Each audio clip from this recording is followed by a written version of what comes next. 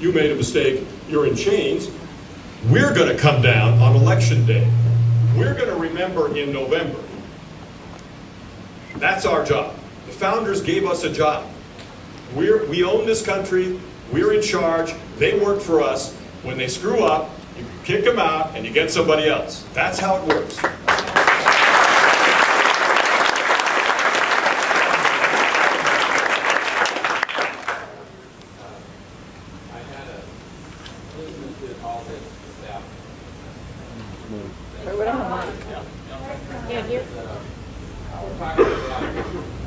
Illegal aliens and how much money it cost us. I don't hear enough on the radio, and I listen to your program every day, about how much it is really costing us, because most people think with their pocketbook, and that's what the Democrats are working on, because a lot of the Democrats that I see, the people who vote for them they have their hand out. I have a friend, and I won't mention names, but he talks like a Republican but voted Democratic. And I said, why are you doing that? He said, well, the Democrats have a lot of gimmies. They give things out, and I got a druggy son, and the son of a gun might move home. That's not practical man. Yeah. But what I'm saying is, people think with their pocketbook. And we need to hear more facts and figures on how much these illegal aliens are really costing us in the hospitals, in the schools, in the prisons. And if that's published more and more across the country, because we talk about it, but the average person doesn't. Is it affecting me? You'd be surprised, sir, how many people do understand this issue. You'd be surprised. And believe me, as a recovering politician, I'm not trying to convince everyone. Okay, these elections are won by 50% plus one. If the rest of the people want to remain wacko, that's their problem. We have to win the election 50% plus one. That's our job. People have a whole divergence of opinion. I was stopped the other day. I was jogging down by the beach, and this lovely lady walking her dog stopped me and said, okay, I have to admit it. This I had to stop for. What? And I hate to admit it to you. I still don't like your program. But I have to admit to you, I voted for Obama and I regret it.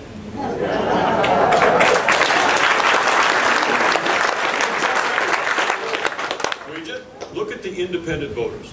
They have shifted 60-40 for Obama in 08. We're only a year and a half past that, and it's 60-40 the other way. Yep. We don't have to get to 100. I'll take 60. I'm a very practical person. I'm not trying to convince everybody. This is not a religious crusade. This is a political system governed by the majority. We are the majority in every poll. Our job is to translate that into victory in November. That's the job.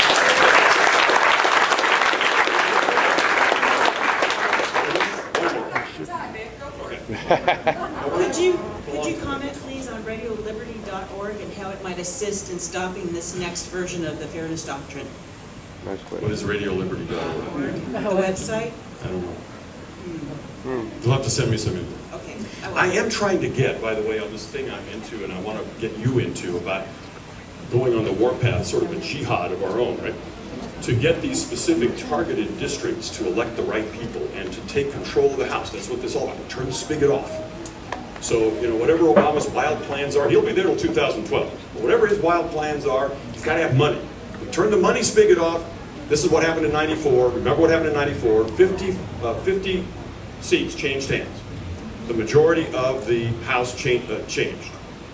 And Speaker Gingrich came in and turned the spigot off.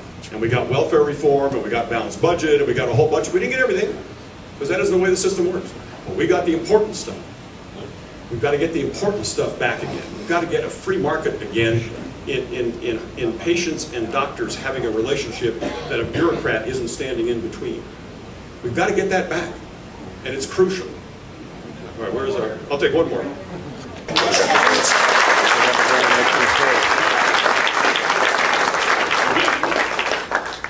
I've been talking about this since 1987 or 88. I totally agree with you.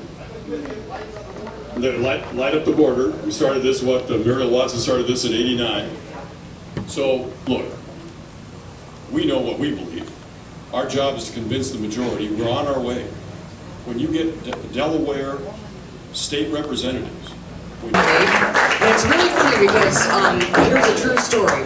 Back when I was just a news bunny and I didn't do talk shows at all, I was a liberal. It's recovering liberal. And I'm going to fess up to it. And I started working on his show, and then suddenly I started learning things that I didn't know before, like they lie. What do you mean they lie? If they say they're cutting, we're going to have to cut in city government 4,000 jobs. And then he would get on the air and he would explain what they actually mean by cutting, and I do use those air quotes because those were jobs that were already empty. But I didn't know that because I just believed them. Anytime a government says we're going to have to stop services to seniors and small children, and I think, don't you have a couple middle managers that could go? I mean, out of curiosity, I didn't think that way before, so I thank Roger for that. It was a rude awakening and an ugly day for me, I'll tell you that. Finding out that your entire life you have been wrong, so wrong. So I want to start on the Fairness Doctrine with a very simple text that James Madison handed to us in the form of the First Amendment. One sentence long, very clear. Congress shall make no law respecting an establishment of religion or prohibiting the free exercise thereof, or abridging the freedom of speech or of the press or the right of the people to peaceably assemble, and to petition the government for a redress of grievances.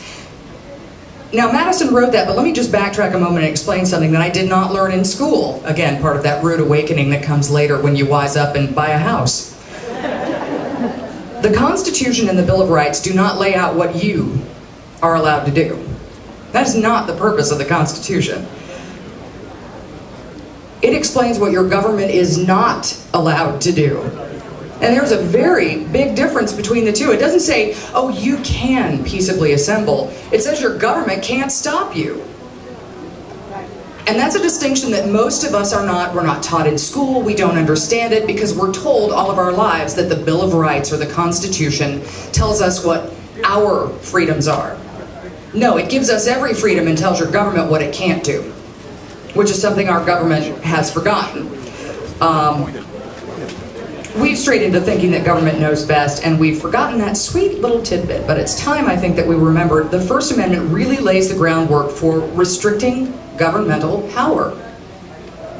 One sentence, and the feds are told to stay the hell out of your business. It is not their business. I don't know why we became such a group of butt-inskies, but man, we need to just butt out, is what we need to do.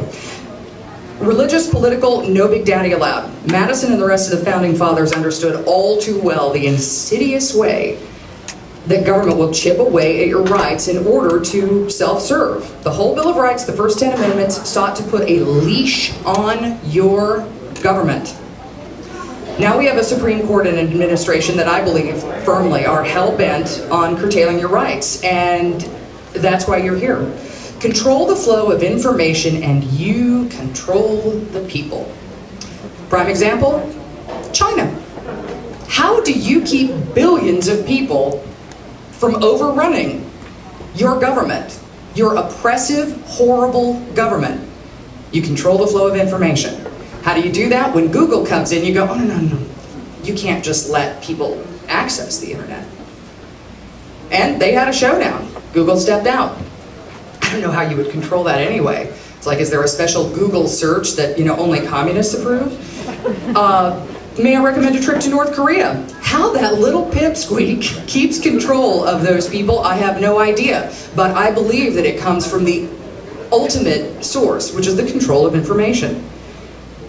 I pulled something off of Wikipedia and the origins of the fairness doctrine, and I have to tell you, those words just creep me out, send a chill up my spine.